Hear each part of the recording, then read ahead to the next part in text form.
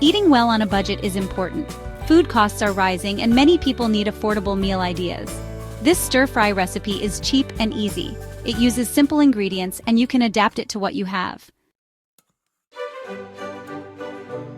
The sauce is key for flavor. You only need a few basics. Use soy sauce for savory depth. Add sweetness with honey or sugar. A splash of vinegar adds tang. You can use rice vinegar or apple cider vinegar. Noodles are the base of this dish. Choose any kind you like. Egg noodles and ramen noodles are good choices. Cook them according to package directions. Drain the noodles well. This prevents a soggy stir-fry. Section 4. Stir-frying vegetables and protein. Get your veggies ready. Chop them into bite-sized pieces. Onions, garlic, and carrots are good staples. Add any veggies you like. Heat oil in a wok or large pan. Stir-fry veggies until tender crisp. Now add your protein.